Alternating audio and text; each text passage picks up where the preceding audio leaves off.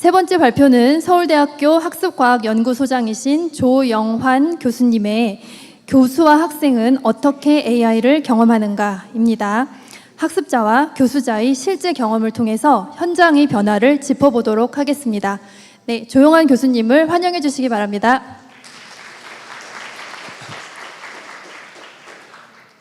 네, 안녕하세요. 저는 서울대학교 교육학과에 있는 조영환입니다. 저희가 2023년도에 서울대학교 학습과학연구소를 새로 설립하게 되었습니다. 제가 초대 소장을 맡고 있고요. 학습과학이란 분야가 굉장히 생소할 수 있는데 저희가 학습과학연구소를 만든 계기는 우리가 그 미래 교육을 이야기할 때 우리가 가르치는 것에서 이제 배우는 것으로 어떤 초점이 이동하는 것을 많이 이야기를 합니다. 그래서 미래 교육을 잘하기 위해서는 가장 중요한 게 학습이 어떻게 일어나는지, 학습에 대한 어떤 원인과 결과를 설명할 수 있는 지식이 필요하죠. 그래서 새로운 어떤 우리가 마주치는 어떤 교육의 도전들을 학습과학이라는 지식을 기반으로 해서 그걸 하나씩 문제를 풀어가기 위해서 학습과학연구소를 만들었고요. 그래서 저희 연구소에는 많은 분야의 교수님들이 같이 융합 연구를 하고 있습니다. 그래서 뇌과학이라든지 인공지능, 데이터과학 이런 분야와 교육학이 같이 만나서 여러 가지 어떤 새로운 지식들을 탐구하고 있습니다.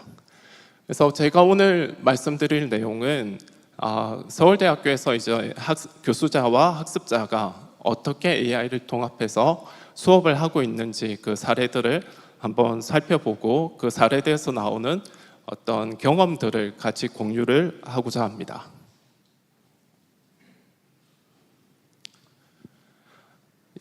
지금 AI 시대에 굉장히 기술적 문제가 많이 이야기가 되고 있지만 사실은 AI는 또 기술의 문제이면서 동시에 교육의 문제이기도 합니다. 앞서 그 배상훈 교무처장님께서 많은 이야기들을 해주셨기 때문에 제가 간단히 넘어가겠습니다. 그래서 AI로 인해서 직업이 변화하고 이런 변화에 따라서 새로운 능력이 대학교에서 필요합니다. 그리고 이런 능력을 기르기 위해서 우리가 다시 교육 내용과 방법과 평가를 재정의할 필요가 있는 거죠. 그리고 최근에 학생들이 굉장히 많이 그 생성형 AI를 사용하고 있습니다. 그래서 여기 그 온라인 설문조사한 결과들을 보면 85% 정도의 학생들이 대학에서 여러 가지 생각들을 브레인스토밍하거나 과제를 수행하거나 질의응답을 하기 위해서 AI를 사용하고 있습니다. 근데 흥미롭게도 한 55% 정도의 학생들은 이 AI가 긍정적 효과만 있다고 생각하지 않고 어떤 부정적 효과를 같이 가지고 있다고 보고 있습니다. 이런 부정적 효과에 많은 경우는 앞서 말씀하신 것처럼 학생들이 AI에 과도하게 의존해서 자기주도적으로 자기가 생각하지 않는 것에서 비롯되는 경우가 많이 있습니다. 그래서 우리가 윤리적 문제라든지 이런 것들이 또 이런 AI 의존으로부터 많이 나타나고 있죠.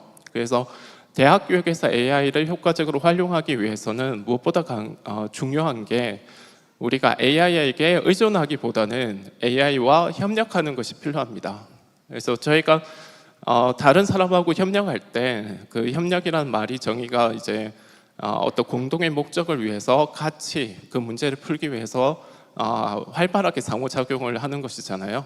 그래서 한 사람이 주도하고 다른 사람이 무임승차하는 것이 아니라 같이 상호작용하면서 혼자서 할 수 없는 일을 하는 것이 협력입니다. 그래서 그런 것들이 대학 교육에서 굉장히 중요한 부분이 아닐까 생각해 봅니다. 그래서 저희는 한 3가지 정도의 질문을 가지고 연구를 하였습니다. 이 연구는 대학 교육을 위해서 생성형 AI가 어떻게 활용되고 있는지, 그리고 교수자는 이런 생성형 AI 활용에 대해서 어떻게 생각하고 또 학생은 어떻게 생각하는지를 연구를 했습니다. 그래서 앞서 두 분께서 성균관대에서 어떻게 AI를 통합해서 수업을 강의를 설계하는지 또 실행했는지 이런 발표를 해주셨는데요. 저는 그런 사례들을 여러 가지를 모아서 이 연구를 하게 됐습니다. 그래서 작년하고 올해 초까지 9개 정도의 단과대에 있는 학생 9명과 교수자 연명을 신청 면담을 하고 그 내용들을 좀 종합을 했습니다. 그래서 이 연구는 지금 한양대에 있는 정수정 교수님과 또 이현웅 선생님, 또 김예성 학생과 같이 수행한 연구입니다. 그래서 먼저 생성형 AI를 그 교수님들은 어떻게 이제 대학교에서 활용하고 있는지를 좀 종합을 했습니다. 첫 번째는 이제 강의 자료를 개발하는데 생성형 AI, 여기서 특히 이제 챗GPT를 많이 활용하는 걸 볼 수가 있었는데요. 챗GPT를 이용해서 토론 질문을 만들거나 문제를 만들거나 여러 가지 이미지나 도표를 만드는 데 많이 활용을 하고 계시고요. 두 번째는 좀 흥미롭게도 몇몇 교수님은 챗GPT가 정말 항상 정확한 지식만 전달해 주는 것이 아니다라는 것들을 이제 학생들에게 가르치기 위해서 노력을 하셨습니다. 그래서 학생들하고 같이 챗GPT로 질문을 하고 답을 보고 나서 그 답에 대해서 같이 비판적으로 생각하는 활동들을 하시는 걸 볼 수가 있었고요. 두 번째는 학생들께 소그룹으로 토론을 할 때 학생들이 생각하지 못하는 문제들이 있습니다. 그래서 학생들이 이제 뭔가 찬성의 입장에서만 계속 생각을 한다든지 다른 이제 반대 입장, 제3자의 입장 여러 다양한 관점에서 이제 생각을 못 하는데 그런 것들을 보완하기 위해서 토론을 촉진하기 위해서 챗GPT를 활용하는 경우가 있었고요. 또 예습과 복습의 경우에는 공부를 이제 수업을 하기 전에 챗GPT를 가지고 핵심 키워드를 공부를 하고 그걸 정리한 보고서를 제출하게 합니다. 그다음에 이제 강의가 끝난 이후에는 배운 개념들과 관련된 문제를 이제 챗GPT에게 맞춤형으로 만들게 하고 그 문제를 본인이 이제 해결하는 그런 활동을 했습니다. 글쓰기가 가장 또 챗GPT를 많이 활용하는 그 방법 중에 하나인데요. 그래서 브레인스토밍을 할 때 챗GPT가 어떤 소재를 만들어내게 하고 그 주제에 대해서 학생들이 좀 비판적으로 생각하게 하는 그런 활동을 하고요. 또 마지막에 글쓰기가 끝난 다음에 퇴고를 하는 과정에서 챗GPT를 활용할 수 있도록 했습니다. 근데 여기 이제 흥미로운 거는 챗GPT와 어떤 대화를 나눴는지 그 프롬프트를 같이 제출하게 합니다. 그래서 학생들이 너무 이제 글쓰기 할 때 챗GPT에 의존하지 않도록 하는 그런 것들 고려를 했고요. 마지막으로는 뭔가 코딩이나 이런 수업을 할 때 학생들이 짠 코드에 대해서 챗GPT에게 평가를 시키고 그 결과들을 일차적으로 검토한 다음에 교수님들이 그걸 보고 피드백을 이제 최종적으로 주는 그런 활동들이 일어나는 것을 볼 수가 있습니다. 그래서 이런 여러 가지 이제 활동들을 하는 것에 대해서 학생들은 어떻게 생각하는지 살펴보겠습니다. 학생들 이제 생성형 AI의 역할에 대해서 뭐 정보 검색이나 토론 촉진, 글쓰기 보존, 문제 해결 등을 위해서 많이 활용하고 있고요. 그다음에 AI를 무엇으로 인식하는지가 굉장히 중요할 수 있는데요. 그래서 우리가 AI를 기존에 이제 테크놀로지든 많은 경우에 이제 도구라고 생각을 했습니다. 도구라고 했을 때는 사용자가 어떤 명령을 하면 그걸 이제 그대로 수행하는 것이죠. 근데 이제 학생들은 좀 AI를 그 도구에서 조금 더 벗어나서 친구라든지 또 자기의 어떤 조수 혹은 동료로 생각하는 경향이 있습니다. 그게 이제 의인화의 한 가지 특징 중에 하나이기도 한데요. 이렇게 좀 우리가 기존의 도구와는 다르게 보고 있다는 것을 알 수가 있고요.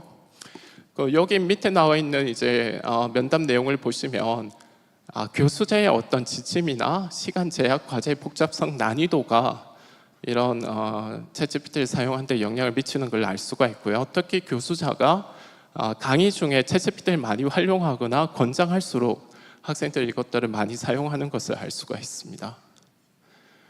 시간 제약 때문에 이제 좀 빠르게 진행하겠습니다.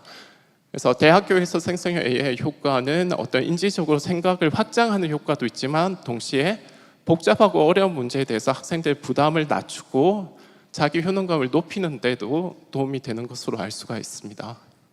네, 학생들도 챗GPT가 항상 정확한 건 아니다, 할루시네이션이 있다는 것을 알고 있고요.